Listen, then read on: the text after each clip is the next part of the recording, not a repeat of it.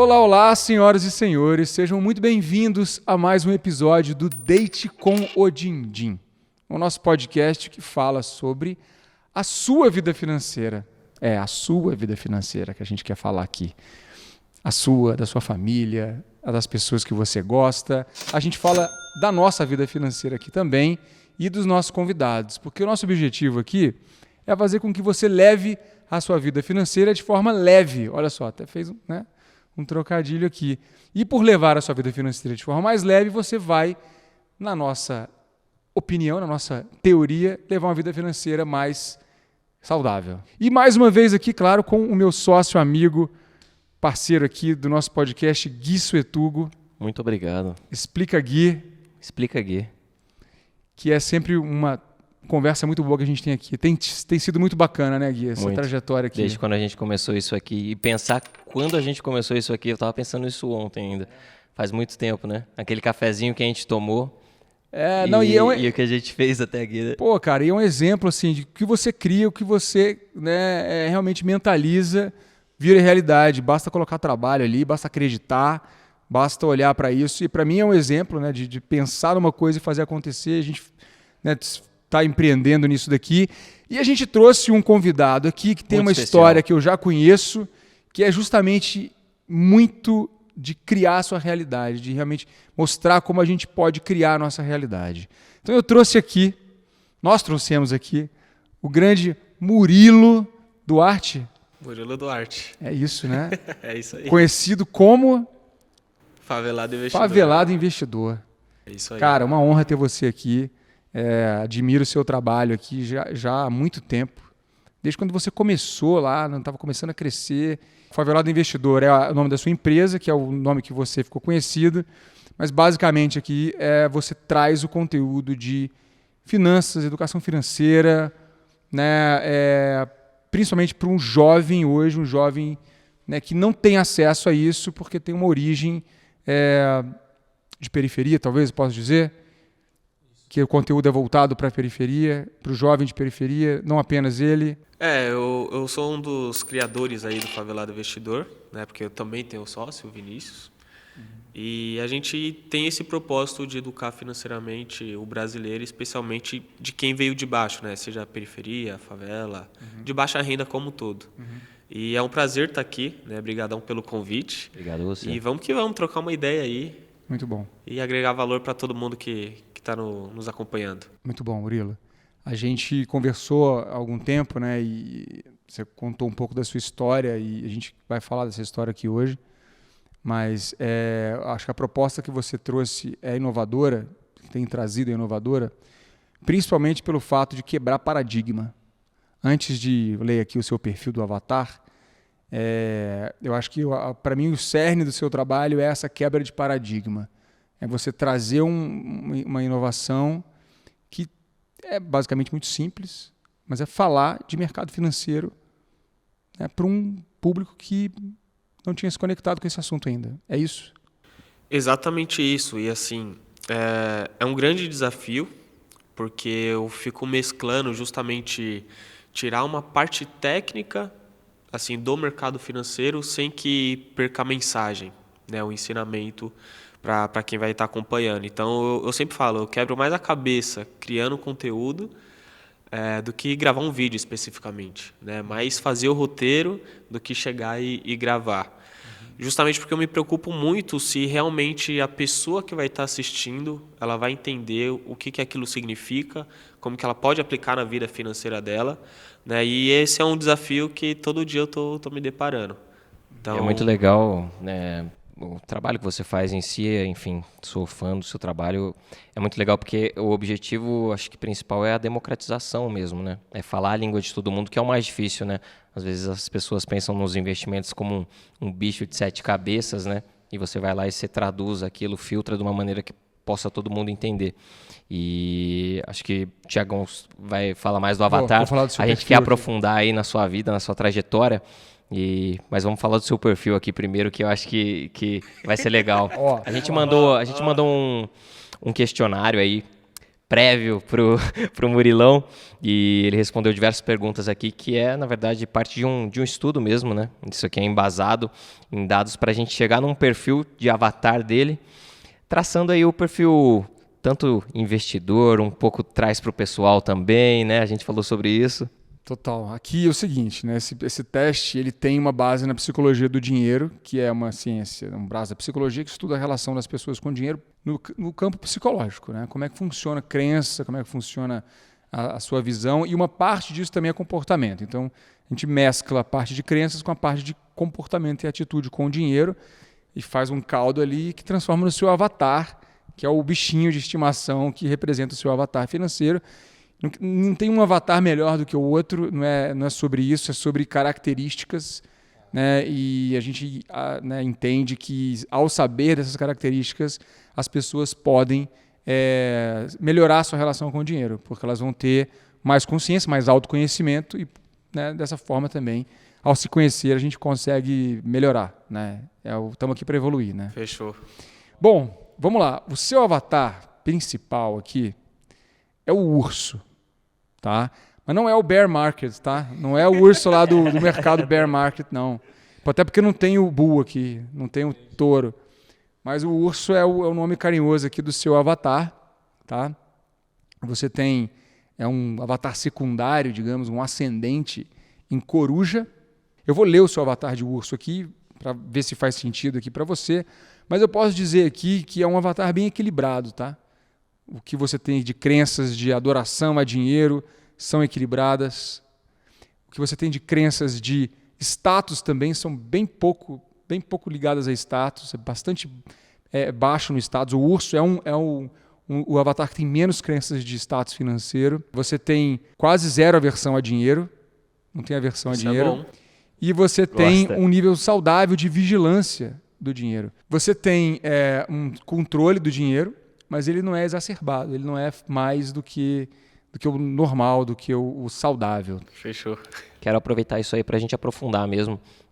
Queria que você contasse mais para a gente aí da sua origem, para quem não conhece ainda, né? Como que foi que você construiu isso aí, ou quando teve uma mudança de chavinha mesmo na sua vida que você começou a empreender. Conta mais para a gente aí, para o pessoal te conhecer, até que não te conhece. Beleza. Bom, eu nasci na favela, né, do Jardim João 23, que fica aqui na zona oeste de São Paulo, no quilômetro 19 da Raposo Tavares ali. Fui criado pela minha mãe e pela minha avó, né, meus pais são separados antes mesmo de eu nascer, e eu sempre digo que essa parte eu fui privilegiado a ponto de ter duas mães, né, minha mãe mesmo, biológica, e minha avó, que é a dona Dalva, que sempre priorizaram na questão da educação. Né, saber tratar bem as pessoas, saber respeitar. E assim, dentro de casa, graças a Deus, a gente nunca passou fome, né, nesse ponto. Mas assim, era somente o básico que tinha.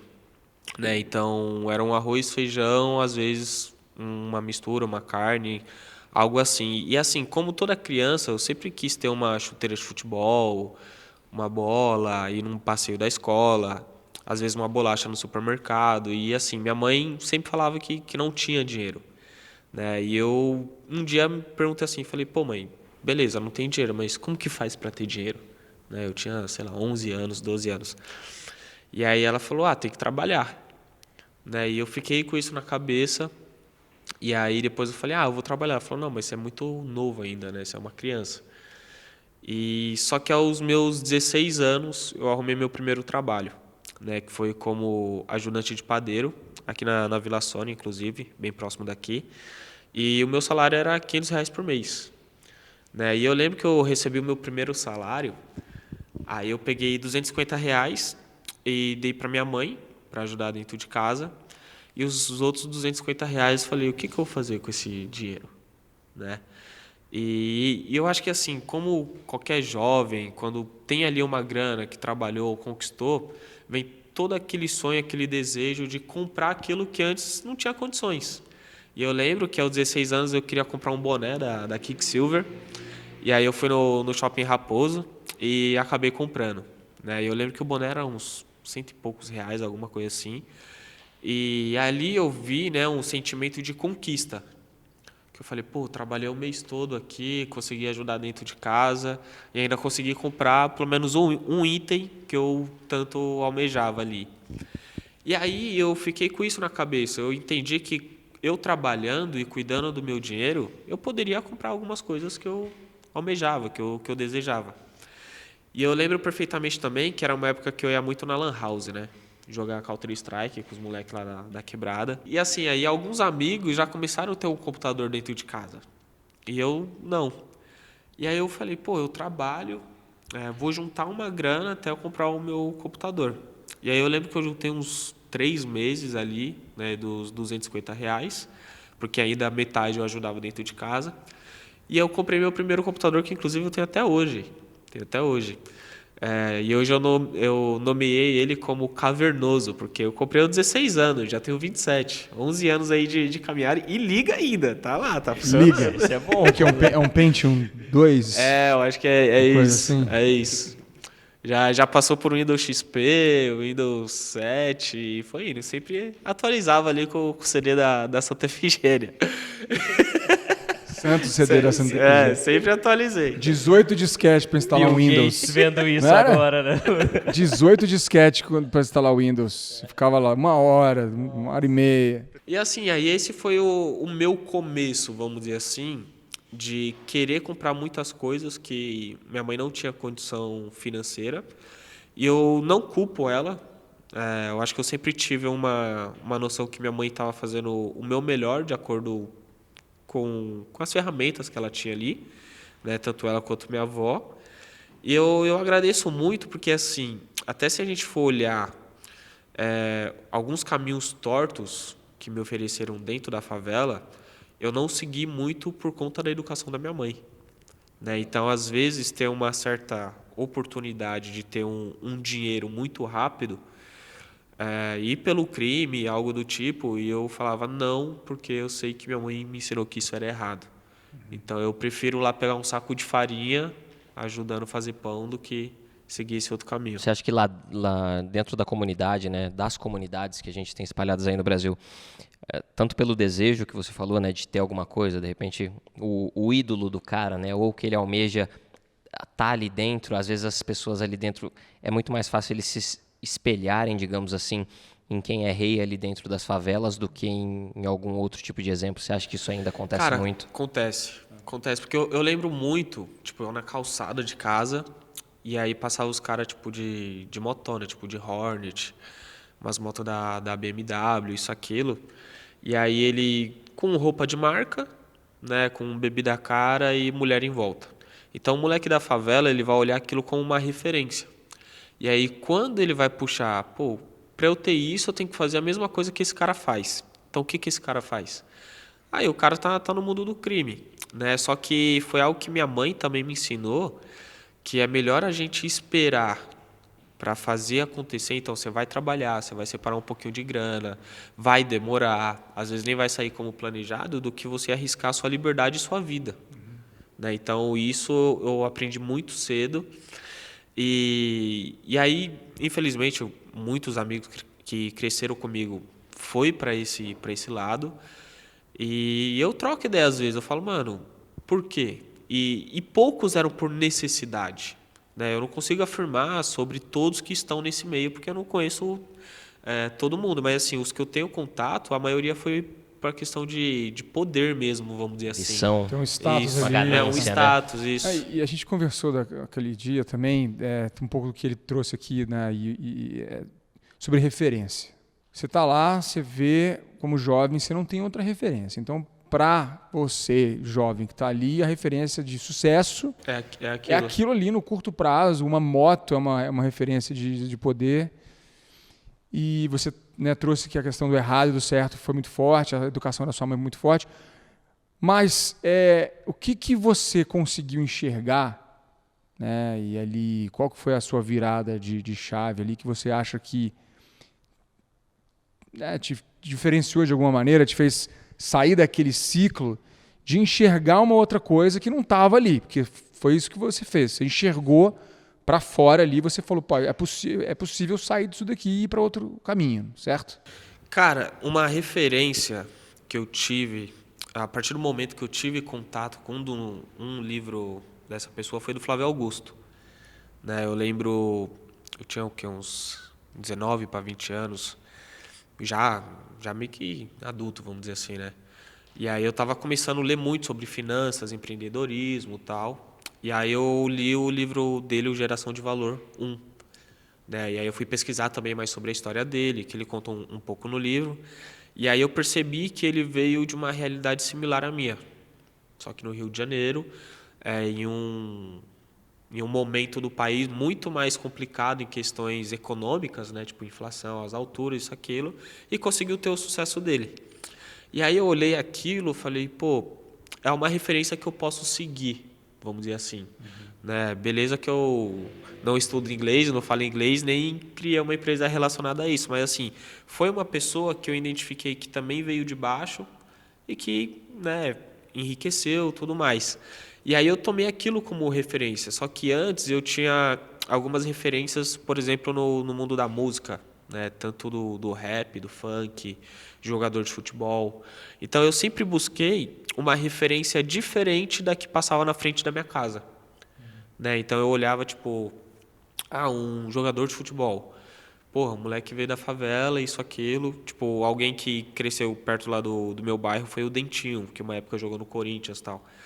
Então eu olhava e falava, beleza, não é que eu vou seguir um caminho para ser jogador de futebol, mas eu tô vendo que alguém veio de baixo e conseguiu uma ascensão, entendeu? Às vezes não na mesma área, mas é E aí você uma acreditou que era ali. possível, basicamente. Exato, Você exatamente. acha que faz toda a diferença? Com certeza, com Acreditar. certeza. Porque quando você não tem fé em você mesmo, né? Por mais que alguém vai te ajudar, se você não acredita naquilo, não vai sair do lugar. Né? Então, eu lembro que tem uma música do Racionais, que é A Vida é Desafio. Né? E lá no final da música tem uma mensagem que diz que, mano, você tem que acreditar que você vai superar esses obstáculos. Né? E a questão também de ter uma autorresponsabilidade. Por mais que eu nasci num ambiente sem dinheiro, sem muitas oportunidades, sem uma educação, assim, tirando a parte da minha mãe, mas falando uma educação de escola mesmo, com qualidade, eu não saí culpando o meio mundo. Né? Eu falei, tá, isso aqui é o que eu tenho que fazer o melhor com isso aqui que eu tenho. Então, onde surgiu a ideia do favelado investidor, né? Como você começou isso? Você tirou de algum lugar, alguma referência? Não, você pensou, posso ajudar muita gente aqui que não está com o mesmo mindset que eu? Como você fez isso? Cara, eu digo que o favelado investidor, até a criação dele, teve alguns episódios que ficaram na minha cabeça até que ele fosse criado. Né? Então, em 2016, eu já estava fazendo faculdade de contabilidade e aí eu já estava estudando sobre educação financeira e investimentos. E eu e o Vinícius, que posteriormente criou junto comigo o Favelado Investidor, a gente teve uma oportunidade de fazer uma apresentação na faculdade, né? Que a gente se formou aqui na São Judas do Butantã. E assim, na nossa sala a maioria era classe média. Né? Tanto que dava para contar nos dedos quantos alunos ali trabalhavam. Era eu e Vinícius mais uns 3. E aí eu pensei que eles já tinham esse conhecimento, né? Pelo menos sobre renda fixa, o que é um tesouro direto, um CDB. E aí quando eu fiz essa apresentação na sala de aula, a minha surpresa foi que ninguém sabia. Né? E aí aquilo foi um alerta. Falei, pô, essas pessoas não têm noção nenhuma do que eu estou explicando e a importância disso. E ainda em 2016 eu consegui um estágio no Banco Bradesco, né, lá em Osasco, na Cidade de Deus. E aí eu conversando com alguns colegas que trabalhavam ali comigo, eu perguntei, falei, como que você investe seu dinheiro? Né, eu não queria saber valor, eu queria saber como, onde, como ele aprendeu. E aí um colega falou que fazia capitalização, né, e ainda tentou me convencer, falou assim, pô, mas se você deixar, no final do título você vai ter uma rentabilidade de 5% no ano. Eu falei, pô, mas Selic está uns 13, né? Já estava abaixando um pouco, mas falei, está uns 13. Não faz sentido colocar o meu dinheiro ali sem liquidez nenhuma, assim, né? Que você vai acabar perdendo. E aí eu perguntei para outra colega, aí ela falou que fazia consórcio. Só que ela já tinha carro. Aí ela falou, não, eu pago todo mês o consórcio e no final eu retiro o dinheiro que eu paguei, né, o acumulado. Eu falei, pô, mas tem taxa de administração, isso, aquilo. Ela falou, não, é assim que eu invisto.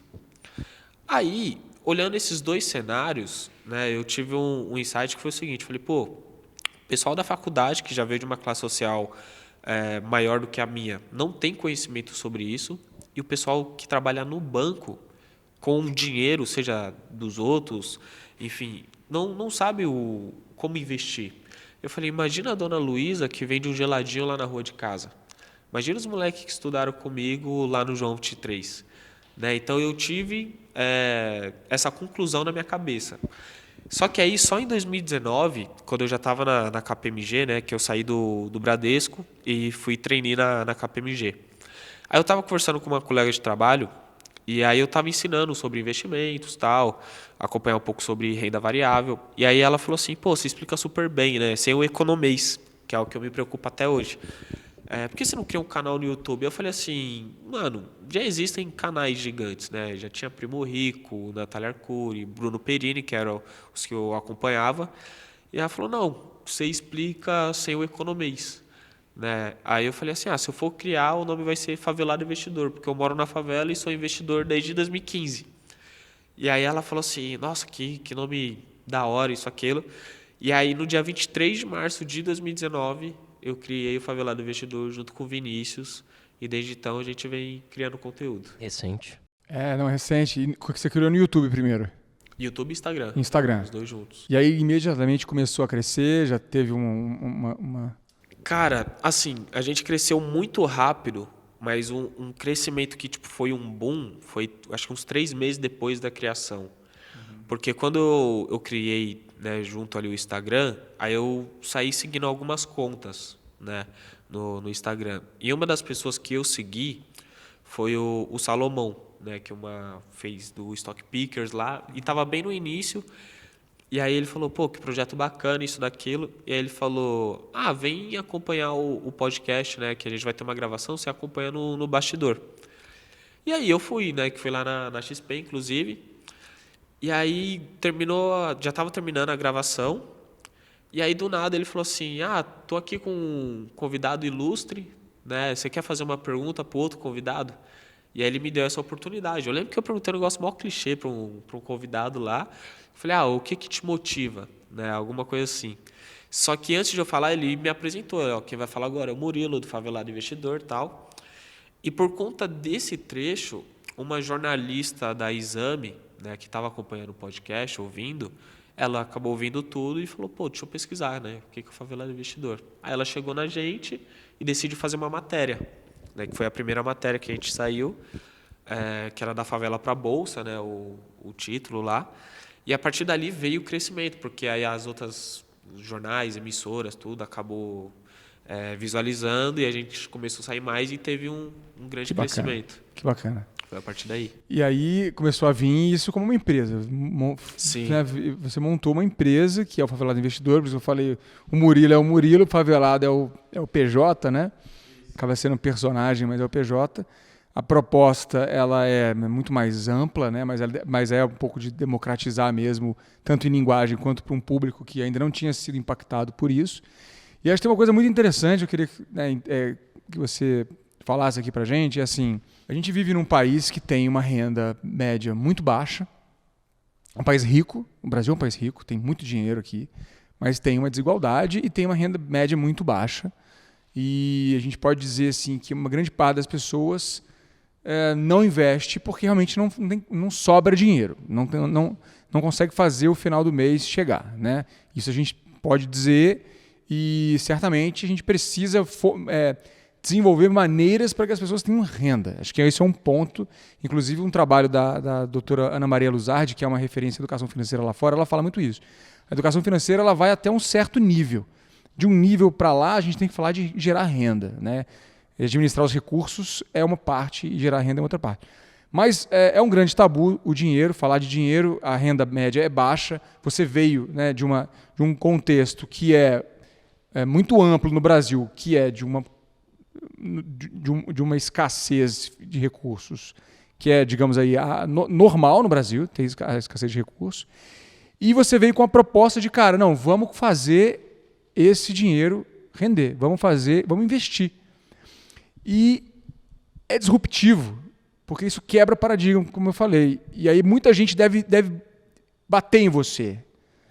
Do tipo assim, cara, não sei o que você recebe, eu quero que você fale pra gente, mas assim, muita gente que é cética, vou dizer a melhor palavra, cético em relação a uma pessoa de baixa renda pegar o seu dinheiro e investir. Isso acontece muito? Você apanha muito disso? Cara, todo dia sempre acabou recebendo, vamos dizer assim, um ataque, né?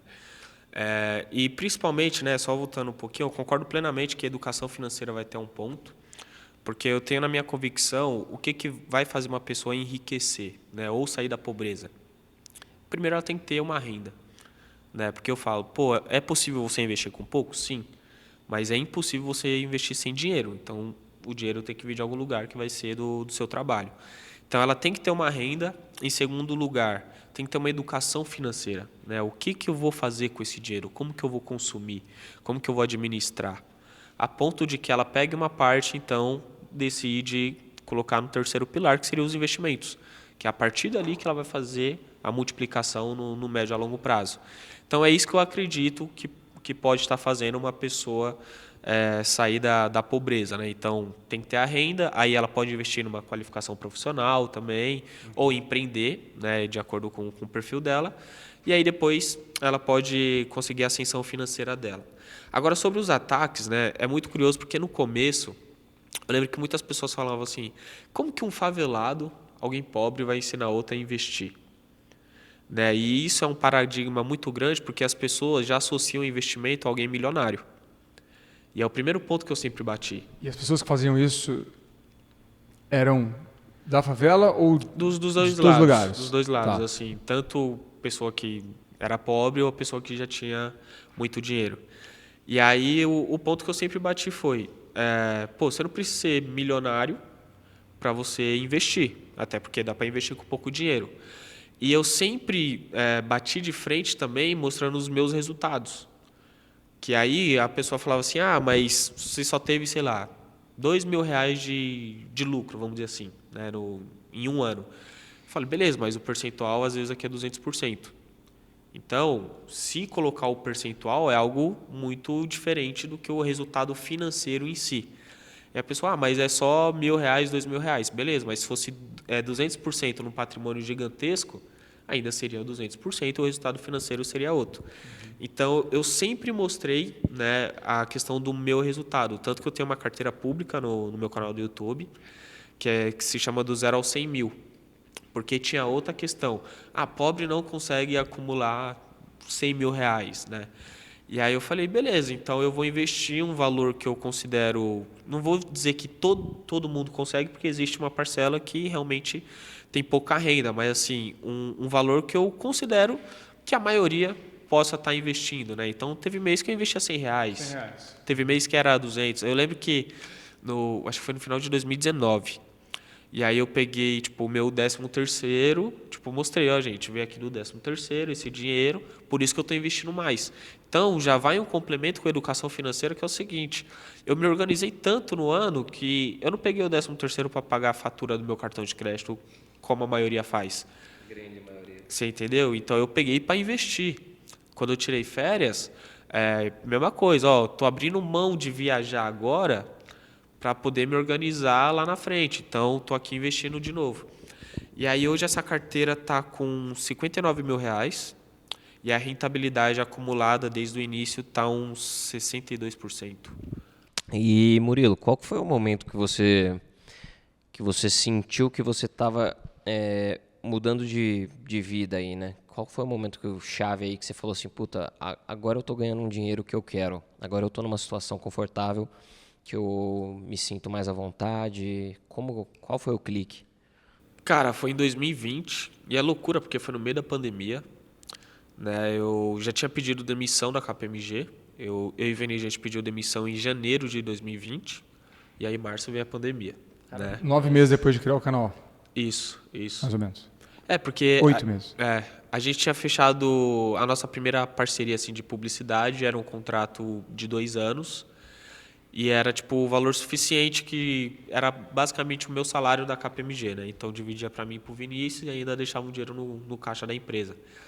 E eu falei, pô, agora dá para focar só no favelado investidor, né? Já tinha minha reserva de emergência acumulada também e um dinheiro meio que extra investido. Eu falei, se qualquer merda que der, eu tenho minha reserva de emergência já de 12 meses e consigo me manter, além de ter um prolabore, vamos dizer assim, que já vinha ali do contrato. E aí, a bolsa despencou, foi quando eu fiz bons aportes, né? Tanto a maioria foi em renda variável, até em criptomoeda também. E aí foi quando a gente também fez o nosso primeiro lançamento, que foi em junho de 2020. E que deu muito bom, que até me surpreendeu assim. E foi uma quantia que eu olhei e falei, mano, nunca vi esse dinheiro na minha vida, tá ligado? E foi quando eu falei com o Vinícius, falei, cara, eu acho que dá para tanto eu quanto você a gente sair da quebrada e levar nossas mães, inclusive, né? Dar uma condição melhor ali para nossas mães. E a gente fez muito cálculo, muita simulação, projeção e viu que era o suficiente.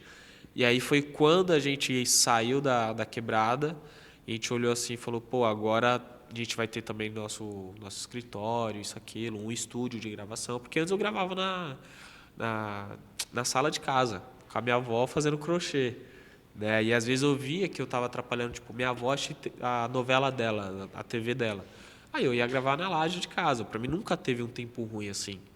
Né? E, tipo, às vezes com o tiozinho do ovo passando. Eu lembro de ver desses vídeos. Bom, muito bom. E é louco, né? Até voltando um pouco do meu perfil que apareceu aí, na questão de status. É algo que eu não me preocupo muito. Né? Claro que quero ter uma roupa boa, me vestir bem, isso, aquilo. Mas não ao ponto de ser ostentação, vamos dizer assim. Né? E tanto que, às vezes, o meu público às vezes me cobra um pouco isso. Pô, por que você não mostra isso, aquilo? Eu falo, cara, eu não tenho a necessidade de ficar mostrando. Eu prefiro que o meu dinheiro tá lá investido do que eu sair ostentando coisa que às vezes eu nem preciso. Né? E eu gosto muito de ler, e aí um livro recente que eu terminei de ler foi O Milionário Mora ao Lado, e tem outro livro que é a Psicologia Financeira, que tem uma parte que fala disso, né? Que riqueza é aquilo que não se vê. Eu falei, cara, eu me enquadro perfeitamente nisso daqui. A gente estava falando do perfil aí, né, dessa mescla aí entre o urso, né, mas voltando para isso, a gente falou, acho que você falou que tem alguns pontos que você se identifica e outros não. Conta mais pra gente aí, como que é a sua relação com o dinheiro hoje? Assim, claro, tudo que você passou, você já mostrou que você trouxe de bagagem, né? E a sua relação com o dinheiro, a partir do momento que você sentiu que você tinha dinheiro, você mudou a sua sensação também, assim, de poder conquistar algumas coisas, igual você falou, cara, eu quero fazer isso, eu vou gastar esse dinheiro. Parou de ser um problema pra você, ou você ainda se sente mais apegado ao dinheiro? Não, eu acho que eu fiquei mais leve. Eu já conversei muito isso com o Vinícius e com a minha mãe também. Porque, assim, uma coisa era quando eu trabalhava só focado no dinheiro. Né? E aí o dinheiro vem. E aí você vê a possibilidade de você ter uma tranquilidade maior, uma segurança, um conforto. Aí você fala assim, pô, o dinheiro não é a prioridade. Né? E aí hoje é o que eu mais tento priorizar ou me importar é justamente com a pessoa ali que eu estou ensinando. Né? E hoje, quando o dinheiro trouxe toda essa mudança na minha vida, eu falo, ele é importante, mas não deve ser a coisa mais importante da sua vida. Né? Algumas pessoas falam assim, você com o dinheiro você compra tempo. Eu discordo totalmente. Eu falo que você economiza tempo. Né? Então, você toma decisões que você vai usufruir melhor do seu tempo, que é escasso. Então, hoje eu me preocupo muito mais em aproveitar o meu tempo, que eu sei que eu não consigo comprar, né, do que qualquer outra coisa que eu vou acabar desperdiçando. E voltando nesse assunto dos lovers, né, tem assim gente que você viu, né, alunos que estão progredindo, que você fala, caramba, estou mudando a vida desse cara. A galera escreve para você, contando história. Escreve. Conta a história aí pra gente. Teve um stories, não faz nem um mês que eu tinha postado, que eu coloquei assim, me conta aqui no direct, né, como que o meu conteúdo, né, agregou na sua vida. E assim, eu recebi, sei lá, mais de 2.000 respostas ali. Não consegui ler todos, mas li uma grande parte. E teve um caso, que o nome dele é Thiago, né? E ele já tinha comentado alguns vídeos meus, mas ele detalhou mais ali no depoimento dele, que ele já foi preso, né? E cumpriu a pena dele, e aí ele ia voltar para o crime. E foi quando ele viu uma matéria minha na Globo, né? Eu acho que foi do Pequenas Empresas, Grandes Negócios, e aí ele viu que eu era da mesma realidade que ele, né? Que veio da favela também, e aí ele foi pesquisar mais sobre o meu trabalho, se identificou muito, aí depois ele conseguiu um trabalho no supermercado lá, de estoquista, e aí começou a investir a grana dele, né? E aí hoje ele fala, pô, dou uma condição melhor para minha filha, para a esposa dele. E isso tudo por um conteúdo gratuito que estava no meu canal do YouTube, né? E, então a identificação é muito grande. E aí ele mesmo fala, eu sou um ex-presidiário investidor, né? Então, tipo, são algumas histórias que eu olho e falo, pô, é por isso que eu tô aqui, né? E é uma batalha muito louca, porque quando vem um hater, às vezes você dá mais atenção ao hater de ficar discutindo ali do que a pessoa que você gerou valor e está te agradecendo. Então eu comecei a mudar muito isso, né? Eu falei, pô, o hater ele vai se sentir mais frustrado se você não responder ele, né? Ou melhor, ele entender que você visualizou, que você viu a mensagem dele e não se importou, porque você foi dar atenção para quem você agregou valor. Então isso eu estou aplicando muito, sei lá, de uns 6 meses para cá. E também dá uma leveza, vamos dizer assim, mental, psicológica, e dá atenção para quem realmente merece. Muito bom. E, bom, acho que tem muita história aí que você tem, né, de contexto e que é, de novo, a quebra de paradigma. E eu vejo, né, já cheguei a ler alguns comentários de vídeos seus e eu, né, lembro assim, de ter muito essa visão ali de que, cara, você está a serviço do capitalismo, que você tem que ir contra o capitalismo porque é o que gera... A gente sabe, né, os benefícios e os malefícios do capitalismo como qualquer sistema que vai existir. Não existe sistemas, né, perfeitos. Acho que só na teoria que um outro sistema vai ser perfeito porque ele não foi implementado, né? Então, é claro que o capitalismo traz desigualdade, traz muitas coisas que a gente pode atenuar. Não quer dizer que o capitalismo tem que deixar de existir para que ele melhore, né? Acho que é um pouco essa discussão que a gente tem que debater como a gente melhora o sistema, né? E, bom, a gente tá vivendo, né, um momento até mais complicado do que sempre esteve. O Brasil nunca esteve legal, mas está pior do que há algum tempo por conta da pandemia, dos reflexos, várias questões. Acho que a gente não precisa debater isso aqui, né, em detalhes, mas a gente sabe que a gente está vivendo um momento desafiador. Tem 33 milhões de pessoas que estão passando fome, né? A gente voltou para o mapa da fome. Estamos numa pandemia ainda, não acabou isso, e consequências econômicas que estão vindo, né? Bom, são várias questões. E aí a gente tem falado agora, nesse momento, sobre o auxílio para as pessoas que estão ali.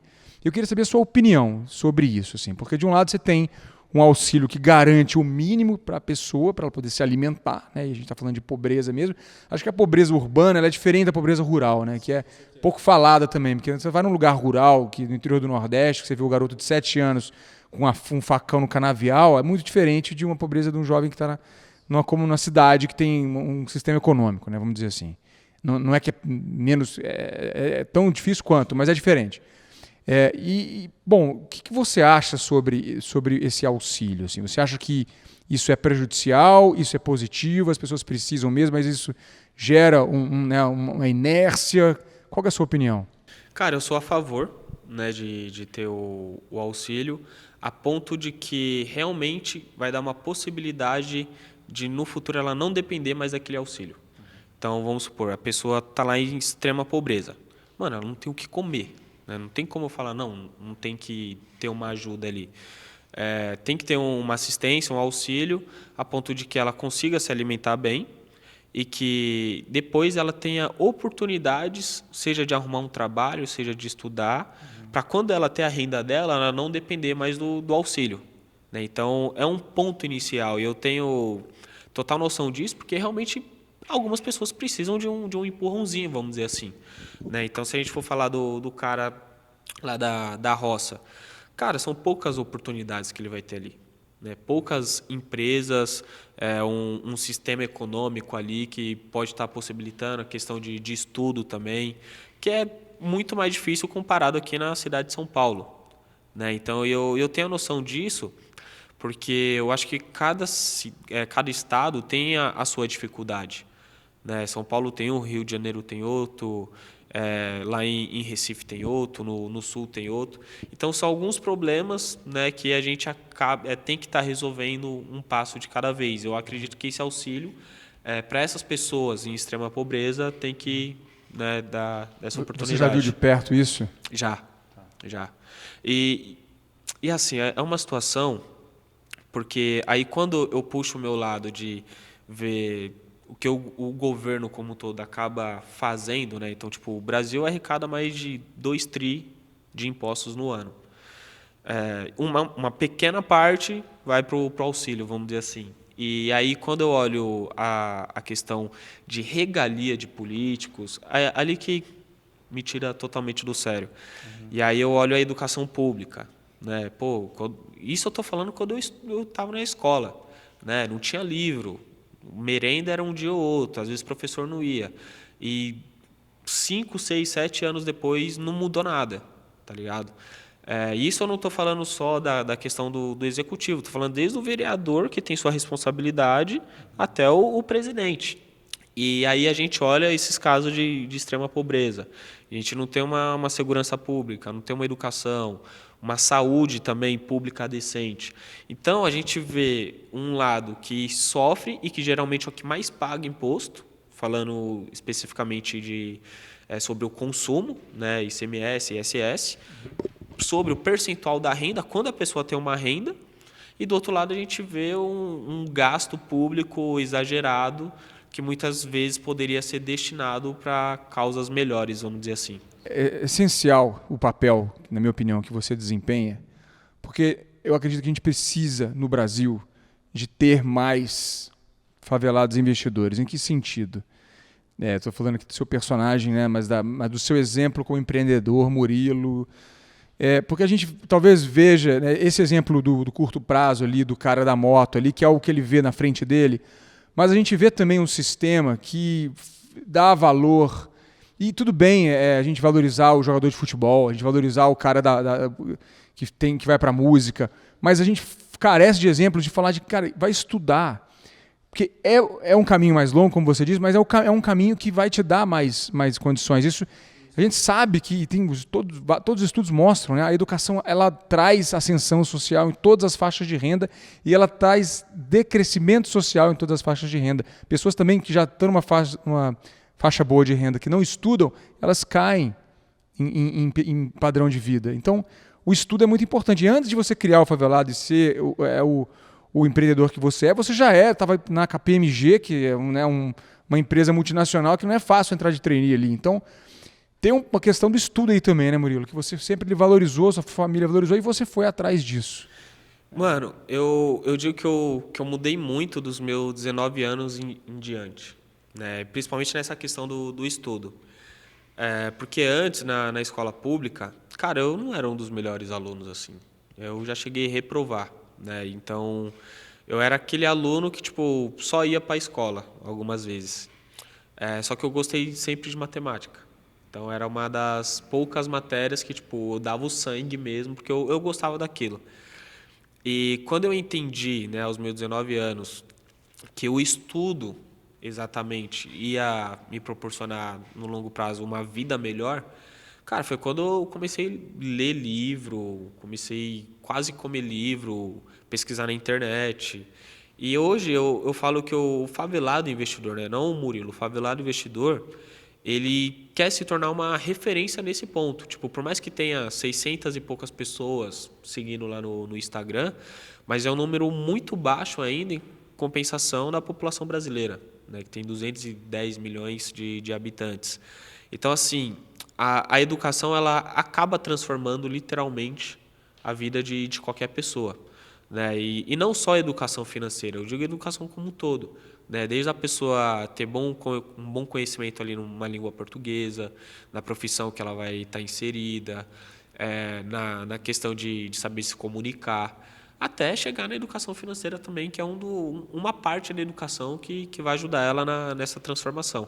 Murilão, você tem hoje, vou para sua vida pessoal agora, você tem sonhos hoje com o dinheiro, nessas metas aí, a gente tá falando de, enfim, que você se identifica, desses perfis, né, onde a gente se espelha, você tem sonhos aí que você tem, metas? Cara, eu tenho uma meta financeira de ter 10 milhões investidos, né, investidos, e sem contar casa, carro como patrimônio, tipo, investidos mesmo, focado em renda, vamos dizer assim. Né? E eu acho que a partir disso, espero que não demore muito, pelo menos minha expectativa é em 5 anos daqui para frente, que ainda eu considero que vou estar jovem e eu acho que eu vou me dedicar mais à questão em outras áreas da educação como um todo. E é muito sobre...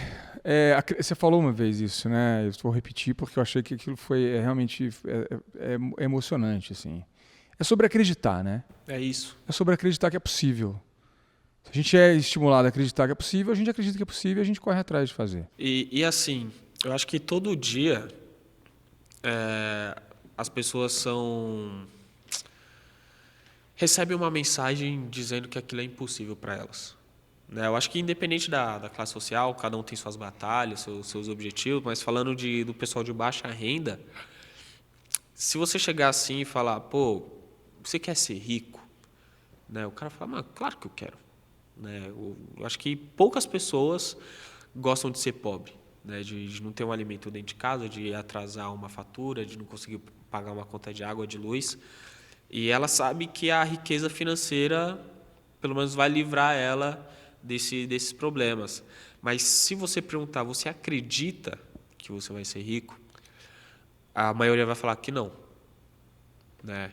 E quando alguns ousam falar que sim, aí um amigo, um familiar vai chegar, não, para de sonhar, vamos voltar para a realidade, isso, aquilo. Então, às vezes, até quando a pessoa quer sair ali daquele ciclo, o outro acaba desmotivando, tá ligado? O que você vê muito, assim, que você viu bastante no contexto dos seus amigos, dos pais dos seus amigos, que você vira, cara, isso daí é muito ruim e esse cara, infelizmente, não vai conseguir sair desse ciclo porque, né, isso é prejudicial demais. Cara, assim, tava até falando com o Vinícius, tem uma frase muito comum que eu sempre ouvi, não para mim, mas para alguns amigos, que, tipo, às vezes a mãe falava assim, sai daí que isso daí é lugar de gente. Então já fala para criança indiretamente que ela não é ninguém, né? Lugar de gente. Isso. Então, tipo, vou num shopping mais de rico, vamos dizer assim. Não vai lá não, que lá é lugar de gente. Não é seu lugar, não é pra você estar lá, tá ligado? Então, tipo, restaurante.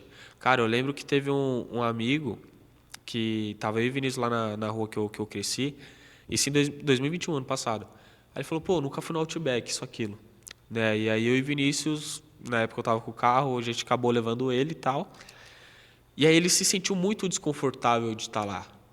Porque ele falou, pô, eu deveria estar aqui? Eu falei, claro que você deveria. Por que não? Existe uma lei que proíbe de alguém da favela entrar aqui? Não pertencimento àquele ciclo. Então, assim, são algumas situações que vai saber o que ele já ouviu também, de que na parte psicológica mesmo, de crença, tipo, já tira a pessoa de onde ela quer chegar, tá ligado? Então, tipo... E o porquê ele vê um cara andando numa moto de 40, 50 mil reais e ele acredita que vai estar lá? Porque ele vê que alguém do mesmo lugar que saiu dali se sente representado ali, entendeu? Né? E, Murilo, sobre essa questão de não pertencimento, né? Esse é um ponto muito importante, porque a gente tem uma falsa ilusão que o brasileiro ele é acolhedor, que ele é simpático, né? Que é um povo muito, né, amistoso. Mas um grande antropólogo brasileiro chamado Darcy Ribeiro, ele falava que a elite brasileira é a mais cruel do mundo, a mais insensível do mundo. né? A gente não pode negar o histórico do Brasil, né? O país que teve o maior tempo de escravidão no mundo e o país que menos fez reparos para esse período trágico histórico, né? Não desenvolveu né, nenhuma ferramenta para política pública para poder aliviar, né, tudo que foi e que é destrutivo na sociedade, que é consequência do processo de escravidão, né? A gente sabe disso, mas a gente pouco se preocupa como sociedade nesse reparo. E não assim, essa coisa de não pertencimento, ela é basicamente o que divide, né, um lado do outro e que cria essa falsa sensação de divisão. Como é que você acha que a gente consegue caminhar de alguma maneira para reparar isso, para que a gente tenha, né, espaços mais inclusivos e oportunidades mais equilibradas, mesmo que ainda falte muito, né? O que a gente precisa fazer? Cara, eu lembro que eu tinha dado uma matéria, dando uma cutucada na Faria Lima na época, falando que na favela existem outros favelados investidores, né? Existem pessoas que às vezes não quer ser um influenciador, mas quer uma oportunidade de trabalhar no mercado financeiro, né? Quer uma oportunidade às vezes de trabalhar no broker ou no comercial da corretora, em um fundo de investimento, e que as pessoas deveriam, né, olhar mais para os talentos que tem lá dentro. Tem até uma pesquisa que diz que dentro da comunidade, da favela, movimenta mais de 100 bi no ano. A questão é, para onde está indo esse dinheiro? Movimentação, não é retenção. Como que as pessoas estão administrando isso? E aí a gente pode olhar que até as empresas, falando de mercado financeiro, elas podem olhar isso com bons olhos e gerar novas oportunidades de negócios, que ela vai se beneficiar, vai gerar mais emprego e vai também beneficiar quem está movimentando essa grana lá dentro. Então, é uma combinação de que tem que ter um preparo de um lado e do outro lado também tem que ter uma oportunidade. Estava até comentando. A KPMG me deu uma oportunidade. Eu fui lá, me preparei e os dois lados se encontraram. Então, eu tive a oportunidade, fui ali, aproveitei a ponto de depois ter um insight, vários aprendizados lá dentro, porque eu também tive muito treinamento ali da empresa, até ter um conhecimento necessário para falar mais sobre investimentos. E quantas pessoas poderiam ter essa chance também? Então, a gente sabe que o Murilo e o Vinícius é uma exceção em meio de várias e várias pessoas. Só que eu acho que existe também a questão de quem tem recurso, tem estrutura, olhar com bons olhos as pessoas que não têm. Porque na quebrada tem muita gente que é esforçada, que acorda cedo, que trabalha, e só que às vezes não tem um estudo, não tem uma preparação, não tem uma estrutura dentro de casa também, que isso aqui é muito importante, que nem eu falei, beleza, eu me virava na sala de casa e na laje da minha avó. Hoje, com uma estrutura, eu faço coisas muito mais produtivas em menos tempo e consigo dedicar minha energia a outras coisas que pode me trazer mais dinheiro, que pode ensinar mais e mais pessoas. Agora, se eu tivesse tido isso lá atrás, possivelmente hoje eu estaria muito maior. Então, são algumas coisas que a gente tem que levar em consideração para a gente tá aproveitando aí e questionando também. A base de tudo, a hora que a gente olha, é a educação, né? Porque às vezes essas pessoas não conseguem nem sonhar, né? Elas não têm a referência para sonhar, igual você falou, porque ela precisa primeiramente do estudo, depois ela precisa da oportunidade, depois ela precisa só que onde ela vai tirar isso, né? Se espelhar. Por isso que acho que o Thiago falou muito bem. Seria muito legal a gente ter mais Murilos aí fazendo esse papel, né? E tendo as iniciativas privadas e públicas também olhando para isso, né? Gerando oportunidade para quem não pode ter acesso à oportunidade. Eu acho que é uma questão mais complexa que a gente está falando aqui, né? Porque envolve o sistema. Sim. Mas... Eu digo que algumas pessoas falam, tem que ser só privada, só público. Eu falo, não, os dois podem andar em conjunto. Eu acho que existem... Tem que andar. Os dois estão ali, para tanto ter benefícios e quanto levar benefícios também. Então, os dois lados tendem a sair ganhando e gerando muito mais valor para a sociedade. Eu lembro que teve uma época que, beleza, hoje a gente é muito grande, mas que a gente cresceu muito, e aí quando saiu várias matérias, acho que foi quando a gente saiu na Forbes, em 2020, né, o Forbes Under 30. Cara, não tinha uma corretora olhando pra gente. Agora, ao contrário, o banco tradicional tinha um monte. E eu falei, pô, tem alguma coisa errada nisso daqui. Né? Porque tipo, você vê banco tradicional cobrando juros altíssimos, falando, não, faz uma publi de empréstimo, de consignado, alguma coisa assim. E é algo que não é da nossa cultura. Né? E aí, por outro lado, a gente olhava e falou, pô, mas não tem uma corretora para chegar, não, vamos atingir esse público aqui, vamos fechar uma parceria.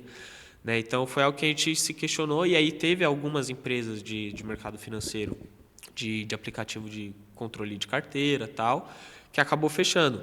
Mas aí foi algo que foi justamente que eu pensei, falei, pô, existe aqui uma demanda muito grande, porque se você perguntar na favela quem quer aprender sobre educação financeira, a maioria vai dizer que quer.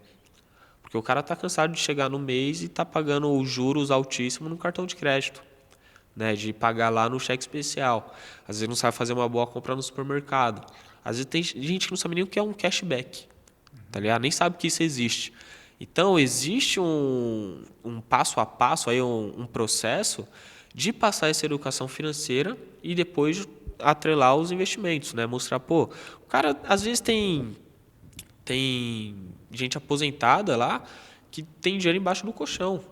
Ou o moleque lá junta um dinheirinho literalmente num cofre. Tem um moleque lá da minha rua, cara, ele juntava dinheiro na caixa de sapato. E juntou durante uns 12 anos da vida dele. Tá entendendo? Então, tipo, imagina se esse cara, porque a disciplina ele teve. Total, que é o mais difícil, entendeu? né? Agora, imagina se ele tivesse o conhecimento de jogar pelo menos um tesouro direto, ou algo do tipo. Né? De entender a inflação, né? Exato, Entender que de existe entender a inflação. inflação. E aí eu lembro que eu perguntei para ele, mas nem na poupança? Ele falou, não confio no banco. Aí tem que entender por que ele não confia. Né? E aí ele tem aquela questão, não, porque minha mãe falou que o dinheiro dela já ficou preso na época da poupança lá. Então, são alguns eventos que hoje o cara fala assim, não, então é melhor deixar o dinheiro aqui na minha caixa de sapato, porque se eu precisar, o governo não vai segurar minha grana, e nem o banco. Vamos mudar aqui agora um pouquinho aí, vamos pra tua vida pessoal. Primeiro, quem que paga o primeiro date aí? Quando você sai? Vai sair com alguém aí? Quem que paga o primeiro date? O cara, né? É? O cara. E você acha que isso é um cavalheirismo? Sim. Eu acho que... Nossa, pergunta difícil, né? Tá bom. eu lembro que eu já postei isso nas redes sociais. Você acha que tem uma relação de poder aí com o dinheiro? Cara, não. No primeiro momento, não. Eu acho que, assim...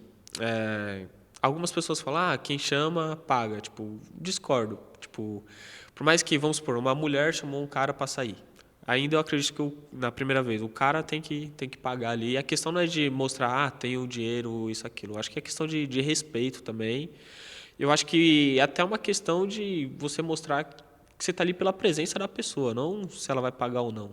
Se a mulher ganhar mais que você está se relacionando com ela, você se relaciona bem? Tranquilo. Numa boa. Eu vou estar falando, não, me ensina aí. Muito bom. Me ensina Bora aí. aprender, Aproveitando, nós vamos fazer aqui agora o nosso jogo, que é o Ginder. O que é o Ginder? Nós vamos ler alguns perfis aqui e você vai dizer aí, vou te explicar. É o simples match aqui. Se você gostou desse perfil, dá match. Se você não gostou do perfil, não vou falar o que eu ia falar não match, porque não vai dar certo isso não precisa cortar também daqui. Não precisa, porque nós somos sem tabu aqui no Date com Dindim. E se você gostar muito do perfil, esse é o banco. É esse aqui. Fechado? Vamos lá. Olha lá, ela topou. A Siri topou isso aí. Isso sozinho você não fica. A Siri já deu o match tá aí. Na área. Roda a roleta do Ginder. Pum. Janaína. Janaína é modelo. Ela adora uma festa, beber, se divertir e viver novas experiências.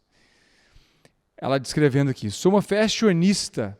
Eu não sei o que é isso, mas eu sou uma fashionista incurável, muito consumista. Gosta de bons looks. Bons looks, boa. Bons looks. Adoro presentes, principalmente os que eu escolho. Sou super carinhosa e companheira. Essa é a Janaína. Vocês estão difícil, né? Não, acho que vale a pena, Tem que justificar. Você pode justificar, claro, à vontade. Tem a parte que é muito, muito consumista, mas acho que isso dá pra conscientizar, né? Porque se eu conscientizo todo mundo que me acompanha, né? Então... Dá pra ser Você educa, persuasivo né? aí. Você educa, né? Se eu não educar a pessoa que vai estar junto comigo, então já tá tudo errado. Muito bom. Aí, Janaína. Aí, Já Janaína. manda DM ali, Ó, ó. você falou que é fashionista incurável. Calma, nunca diga incurável. Tudo tem Pode gosto. ser que o Murilão aqui faça a cura. Roda a roleta aí, então. Sabrina. Sabrina é analista de dados, adoro cozinhar e faço um bolo de brigadeiro maravilhoso. Não curto muito praticar esportes. Esporte pra mim é jogar LOL, CS e GTA. Gosto de controlar o meu dinheiro e evito gastar. Mas isso não quer dizer que eu coma terra e não compre nada. Acho que o dinheiro não compra as coisas que mais importam na nossa existência. Pô, gostei, hein? Gostei. É esse aqui, né? Que eu... Banco! Super! Ei. É. Não, falou Counter-Strike que apaixonou, né, Mané? Eu fiquei Ah, pensando eu gosto de nisso jogar também. Counter-Strike. Tipo assim, Não, não precisa nem de falar mais. Já tá lá em Essa. casa, inclusive. Né? Bora jogar o CS. Essa Não, mesmo. bom. Bom, Eu acho que eu só iria agregar também de cuidar da saúde, que eu acho que é importante. O exercício e tal. Total. Mas também isso aí a gente Leva junto. né? modela no processo. então vamos lá. Flávia é publicitária, sonhadora, independente e sem filtro. Procuro um cara com senso de humor e que tope dividir a conta do bar. Sou uma mina independente, mas meio quebrada de grana. Vamos ver um Netflix lá em casa? Essa é a Flávia. Bom, curti. Com eu acho ressalva, que- com ressalvas. Com ressalvas. Acho que deu pra entender, né? Não, eu acho que a questão de estar sem grana é temporário. Na minha cabeça, sempre penso assim. Tipo, uma fase ruim vai acabar passando. Né? E entender porque tá sem grana. Você tá gastando à toa, assim, não tem trabalho. Então, são algumas coisas pra tá resolvendo. Só achei um pouco oferecida no final, né? Já vamos assistir Netflix lá em casa e tal. Não sou tão assim diretão, não. Prefiro conhecer antes de dar outro passo. Viu, meninas? Então, essa é a minha ressalva. Interessada Isso, no Murilo. É. Calma aí, Vai segura pra a cima, onda. Você manda um like Troca uma ataque ideia. lá, não vai Like direto ataque. na DM ali, né? Mensagem. Murilão, vamos fazer agora pra gente finalizar aqui um bate-bola. Jogo rápido. Perguntou, respondeu, papum. Sem pensar, hein? Uber Black ou Uber juntos? Uber Black. Hambúrguer gourmet ou fast food? Gourmet. Crédito ou débito? Crédito. Chorar em um Rolls Royce ou rir em um busão? Chorar em um Rolls Royce. Tá virando unanimidade isso aqui. Você já se sentiu intimidado em se aproximar de uma pessoa de poder aquisitivo mais alto? Já. Qual foi a compra mais estúpida que você já fez? Nossa. Gostei com FIFA. E qual foi a mais sábia? Casar da minha mãe. Muito legal. Comprar ou alugar? Comprar. R$1 milhão ou um amor verdadeiro? R$1 milhão. Definas o resto da sua vida financeira agora em 5 palavras. O resto da minha vida financeira em 5 palavras? Isso. Nossa, é difícil, né? Seguro. Com paz. Mais próspero. Liberdade. E sem ganância. Muito bom. Muito bom. Murilão, Me sai bem? Então, beleza. Muito bem. Pô, obrigado, hein? queria Obrigado ter demais. mais tempo aqui pela presença. pra gente falar. Foi muito bom o bate-papo. Acho que você tem muito a agregar mesmo com todo o trabalho que você já vem fazendo. Parabéns, primeiramente, pelo seu trabalho e tudo que você tem feito, de verdade. Obrigado por ter dedicado o seu tempo e vindo aí bater um papo com a gente. Fico muito feliz. Muito sucesso para você, que você continue essa jornada. E muitíssimo obrigado, né? É isso aí. Muito obrigado. E a gente vai...